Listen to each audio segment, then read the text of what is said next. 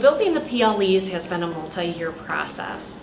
Aligning to the 5 components of instruction has taken us a couple of years to get to a point where we're ready to launch the entire series. As of this past year, we've developed 4 professional learning experiences, and we're currently developing our 5th, which is on formative assessment. This process has taken some time because of the critical aspects that have to be included in each PLE to make the difference that we're seeking. First, that means that we're building knowledge. That's knowledge not just for our staff, but especially for our instructional leaders. That includes assistant superintendents, APIs, our division chairs, as well as teachers who are involved in the build and focus group process. Through that building of knowledge, we're then able to determine what instructional practices in adult learning theory we can use to create a product that will not only allow our staff to learn the content from these PLEs, but also be able to apply in their own instructional spaces. When we first started the PLEs, we started with cognitive engagement with space practice and relief practice, and it was almost like building level work. But as PLEs have grown, it's branched out to be more district-wide. And one of the best parts of the PLE recently is being able to work with department chairs from all 3 schools.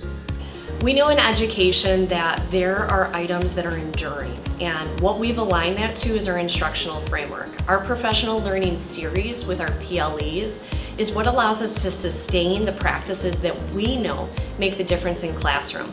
Those are based not only on what we've seen in successful classrooms, but rooted in instructional practices that are research-based. So we utilize those to create this very strategic growth pathway for our staff to participate in this professional learning series. That differs a little bit from some of the more a la carte professional development opportunities that we have for things that are popping up as on-demand topics. Our division chairs are truly the drivers of this work. They are the individuals who work and coach our staff throughout the year. They're the ones who are in the classrooms. So it's definitely imperative that they are seen as the leaders of this professional learning.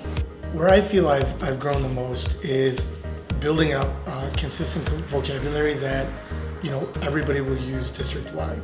It's forced me to read books and talk teaching with other DCs district-wide.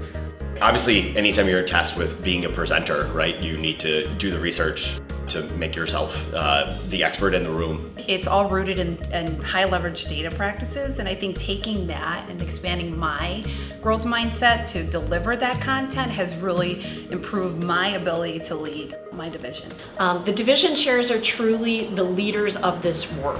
They are the individuals who work with the teachers on a daily basis. They're working through them with evaluation and formal observations.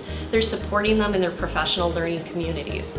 So as such, it's really important that they're taking the role of instructional leaders in our district, and they have done a phenomenal job at that. They bring with them their own unique expertise, and they've committed themselves to growing in the areas that we all know we can benefit from. So having an elevated understanding of those things adds a self-confidence that, no, we're doing the right thing and we understand these things, and this is why this is the best practice that we should be doing and talking about, and why it's so important that our teachers across District 230 are actively involved in this process of elevating their understanding of these concepts.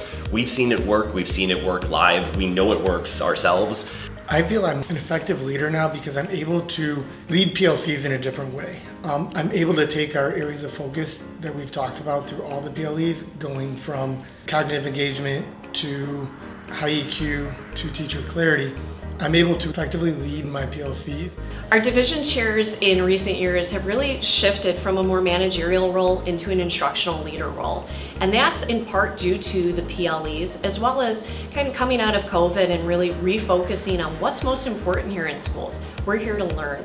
And so they have leaned in on each other as a support system. They have been able to help clarify things for individuals or build another person's own capacity in a different area.